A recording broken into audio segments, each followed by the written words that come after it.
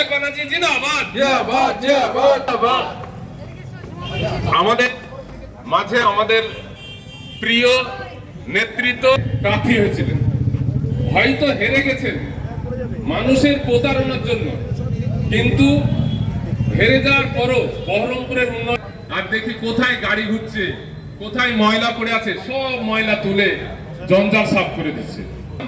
সমস্ত গঙ্গার ধারে যে সৃজনশীল সমস্ত কিছু, যাই হোক, আমি আপনাদের সামনে মহান ব্যক্তিত্ব মুর্শিদাবাদের এই বহরমপুরের প্রাণ কেন্দ্রে আমরা আমাদের এই দায়িত্ববোধ থেকে, আমাদের হৃদয় থেকে আগামী দিনে মমতা ব্যানার্জি যে স্বপ্ন স্মার্ট সিটি তৈরি করতে চাই বহরমপুরকে, সেই বহরমপুর শহর তৃণমূল কংগ্রেসের পক্ষ থেকে আমাদের বহরমপুর পৌরসভার পৌরপিতা ও ৭২ নম্বর অ্যাসেম্বলির প্রার্থী এবং উত্তরীয় পরিও তাকে বরণটা করে নেবেন প্রিয়াঙ্কা।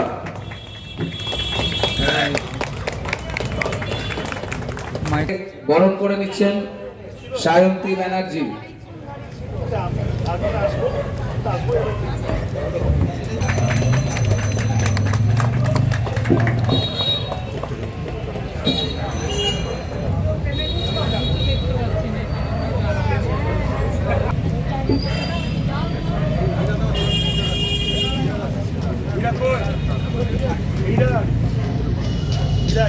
হীরা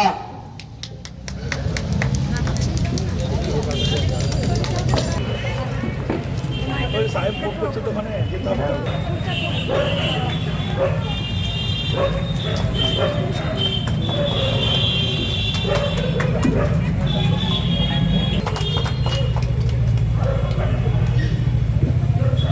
এবার যার জন্য আমরা আগ্রহে বসে আছি সেই এবং তার সঙ্গে আরো প্রশান্ত সেন মহাশয়।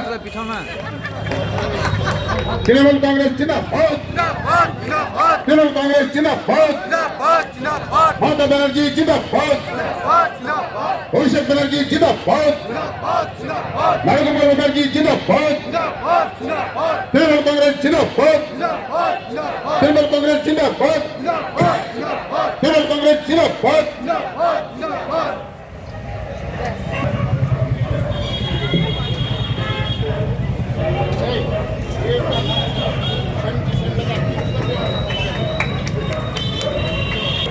এবার কংগ্রেস থেকে যিনি আজ জয়েন করলেন সেই প্রশান্তদা। মানিকপাল মুখার্জি পৌরসভা যেভাবে কাজ করছে, এই জন্য আমি আজকে কংগ্রেস থেকে আজকে তৃণমূলে জয়েন করলাম।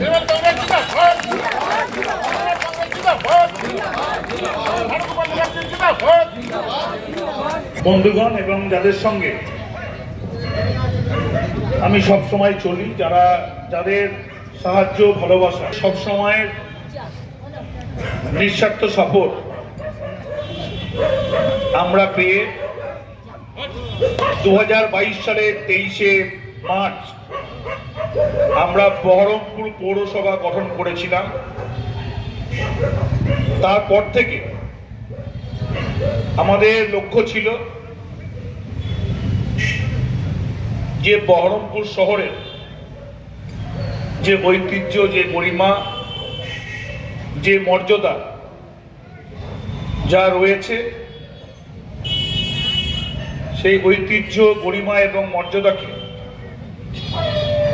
ধরে রাখা, তার সঙ্গে আরো এগিয়ে নিয়ে যেতে পারি, তার একটা প্রক্রিয়া। কারণ কাজ কোনোদিন শেষ হয় না, প্রত্যেক দিন নতুন নতুন চাহিদা তৈরি হয় মানুষের, এবং সেই চাহিদাকে সলিউশন করা এবং তার সঙ্গে নতুন চিন্তা ভাবনার মধ্যে দিয়ে একটা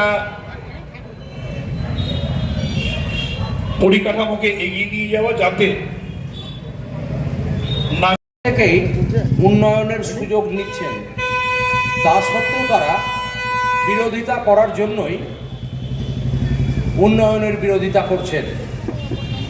মাথায় রাখতে হবে একটা বিষয়, উন্নয়ন কোনো মুদিখানা দোকানের প্রোডাক্ট নয়। আপনি বলবেন সঙ্গে সঙ্গে সেটা হাতের মুঠোয় পেয়ে যাবেন, বিষয়টা এমন নয়। উন্নয়ন হচ্ছে একটা ধারাবাহিক পদ্ধতি, একটা অনগোয়িং প্রসেস। পৃথিবীর প্রত্যেকটা বস্তুর যেমন ক্ষয় এবং বিনাশ আছে, উন্নয়নেরও তেমন ক্ষয় এবং বিনাশ আছে, এবং ধারাবাহিকভাবে এই উন্নয়ন কিন্তু চলতে থাকে। কতিপয় ব্যক্তি আমাদের রাজ্যের উন্নয়ন নিয়ে অনেক কটু কথা বলেন। আমি সোশ্যাল মিডিয়ায় অত্যন্ত অ্যাক্টিভ, সোশ্যাল মিডিয়াতেও দেখি বিভিন্ন রকম কুৎসা আমাদের নামে হয় এবং হচ্ছে। কুৎসা নয়, কুৎসা করুন, উন্নয়নে সামিল হয়ে কুৎসা করুন। আমাদের অত্যন্ত প্রিয় এবং বহরমপুরের গর্ব এবং আমার ভ্রাতৃপ্রতিম শ্রী নারুগোপাল মুখার্জি যখন পৌরসভার দায়িত্ব নিয়েছিলেন, তখন পৌরসভা অত্যন্ত একটা মিজারেবল, একটা অত্যন্ত সিরিয়াস অবস্থার মধ্যে ছিল। সেই কঠিন অর্থনৈতিক অবস্থার মধ্যেও অক্লান্ত পরিশ্রম করে তিনি তার সর্বোচ্চ ক্ষমতা প্রয়োগ করে উন্নয়নের ধারা বজায় রেখেছেন। স্বীকার করতে অসুবিধে নেই, 100% উন্নয়ন আমাদের বহরমপুরে হয়নি। আমি যদি বলি যে না, সব উন্নয়ন হয়ে গেছে বহরমপুর শহরের তথা বহরমপুর বিধানসভা কেন্দ্রের, সেটা মিথ্যা বলা হবে, সেটা মানুষের সঙ্গে প্রতারণা করা হবে।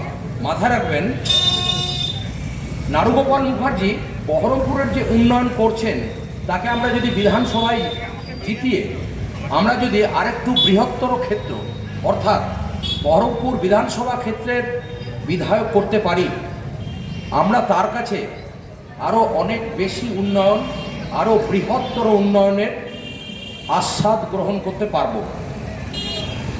উনি এমন একজন মানুষ যার কাছে প্রত্যেকটা মানুষ গিয়ে দুটো কথা বলতে পারেন। উনি কিন্তু ভোট পাখি নন। উনি গতবার 2021 সালের বিধানসভায় কিছুমাত্র ভোটে পরাজিত হয়েও উনি কিন্তু ময়দান ছাড়েননি। উনি কিন্তু লাগাতার মানুষের পাশে থেকে উন্নয়ন করে গেছেন।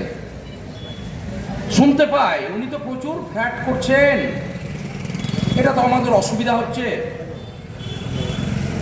আমার বাড়ির পাশে ফ্ল্যাট হয়ে গেছে, অমুকের বাড়ির পাশে ফ্ল্যাট হয়ে গেছে, জল পাওয়া যাচ্ছে না, ইত্যাদি ইত্যাদি। প্রত্যেকটা উন্নয়নশীল শহরে ফ্ল্যাট বা আবাসন থাকবেই। জনসংখ্যা বাড়ছে, ভূমি বাড়ছে না।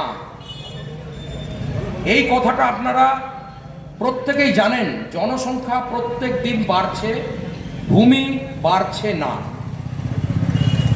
ফলে আমরা বাধ্য হচ্ছি মানুষের মাথা গোঁজার খাই অর্থাৎ আবাসনের দিকে নজর দিতে।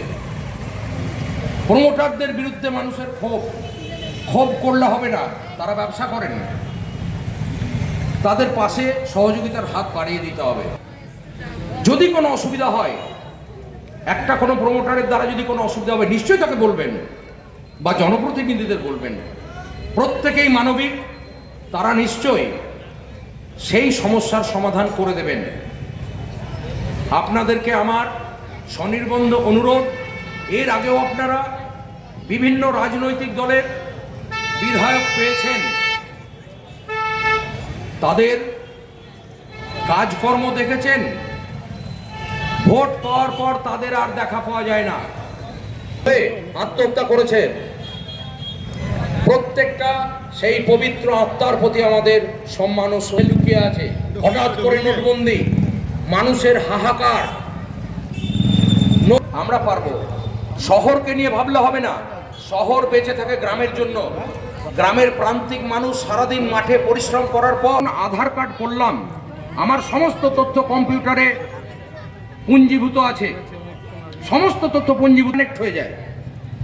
একটা প্রিলিমিনারি নোটিশ দিয়ে আধারের সঙ্গে প্যান্ডুকেই করতে পারতেন।